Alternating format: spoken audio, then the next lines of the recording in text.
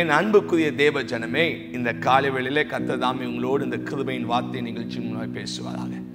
கர்த்தர் நமக்காய் கொடுக்கிற அருமையான ஒரு வேத வார்த்தை சங்கீதம் 23:5.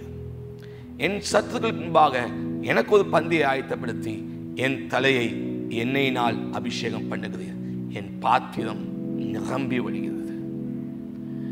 சங்கீதம் 23 என்று சொல்லும் போதே நாம் யாவருக்கும் கிட்டத்தட்ட மனப்பாடமாய் தெரிந்த ஒரு சங்கீதமாக இருக்கிறது. அதிலும் குறிப்பாக தாவீது சொல்லுவது அருமையான ஒரு வார்த்தை, என் தலையை எண்ணெயால் அபிஷேகம் பண்ணுகிறேன். பாருங்க, அந்த காலத்தில் தீர்க்கதரிசிகளை அபிஷேகம் பண்ணும்போது, ராஜாக்களை அபிஷேகம் பண்ணும்போது அபிஷேக தைலம் என்று ஒன்றதுக்கும் அதை வைத்து அந்த நபரினுடைய சிரசிலே அந்த தைலத்தை, அபிஷேக தைலத்தை ஊற்றி அவர்களை அந்த ராஜாவின் பொறுப்புக்கும் தீர்க்கதரிசி என்ற பொறுப்புக்கும் நியமிப்பார்கள். ஆனால் தாவீது இங்கு மாறாக சொல்லுகிறார், என் தலையை எண்ணெயினால் அபிஷேகம் பண்ணுகிறது. இது சற்று வித்தியாசமாக இருக்குது. ஏன்? தாவீது ஒரு சாதாரண ஆடு மேய்ப்பன். அவனுடைய வேலை என்ன? அவனுடைய ஆடுகளை பாதுகாக்க வேண்டும். அவனுடைய ஆடுகள் அதிகமாக கஷ்டப்படுவது எதனால் பார்த்தீங்கன்னா, கொடிய ஈக்கள் அந்த ஆட்டின் தலையின் மீது, தலைப்பகுதியிலே அது அப்படியே ஆய்ந்து கொண்டு மேய்ந்து கொண்டு காணப்படும். அதனால் மிகுந்த எரிச்சல் அந்த ஆட்டுக்கு உருவாகும். அந்த ஈக்கள் அப்படியே தலையின் மீது, ஆட்டின் தலையின் மீது உட்கார்ந்து அப்படியே புண்களை உருவாக்கி அந்த புண்கள் வழியாக அது பெருகவும் உள்ளே நுழைந்து காயப்படுத்தி, மூளைக்குள்ளாக நுழைந்து காயப்படுத்தி கடைசியாக அந்த ஆட்டிற்கு இறப்பை கொண்டு வருவதாக இருக்கிறது. இந்த கொடிதான இந்த எரிச்சலிலிருந்து அந்த ஆட்டை காப்பாற்றுவதற்காக தாவீது செய்த ஒரு காரியம் என்னவென்றால், அந்த ஆட்டின் தலையின் மீது எண்ணெயை பூசுவான். அந்த எண்ணெய் பூசப்படும் போது அந்த ஈக்கள்னால் அந்த எண்ணெய் மீது உட்கார முடியாது. அதே போல மெய்ப்பனை தேவனுக்கும் ஆட்டை நமக்கும் இந்த ஈக்கள் சொல்றாங்க பாருங்க.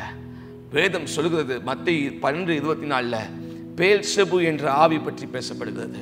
பேல்செபு என்று சொல்லும் போது ஈக்களின் பிசாசு. அப்போ இப்படிப்பட்ட ஈக்களின் பிசாசின் இடத்திலிருந்து ஒரு மனுஷனுடைய தலையை பாதுகாக்கும்படியாக தேவன் நம்முடைய தலையை எண்ணெயால் அபிஷேகம் பண்ணுகிறார். இந்த பிசாசுடைய வேலை என்ன? நம்முடைய தலையின் மீது, நம்முடைய தலையில காயத்தை உருவாக்குவது அந்த பிசாசுடைய வேலை அல்ல.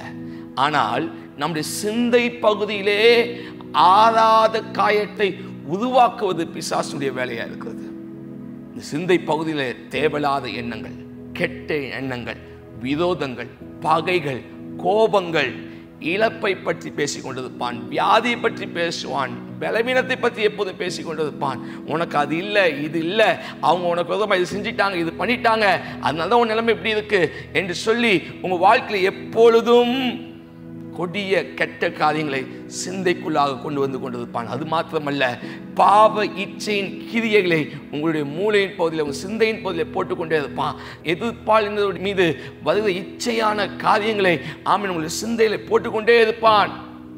இப்படிப்பட்ட கெட்ட கிரியையை செய்கிற இந்த கொடிய பிசாசினிடத்திலிருந்து உங்களுடைய சிந்தையை பாதுகாப்பதற்கு கர்த்தர் உங்களுக்கு கொடுக்கிறது பாதுகாப்பு என்னவென்றால், உங்கள் தலையை எண்ணெயால், அதாவது பரிசுத்த ஆவியானவர் என்று சொல்லப்படுகிற எண்ணெயால் அபிஷேகம் பண்ணுகிறார்.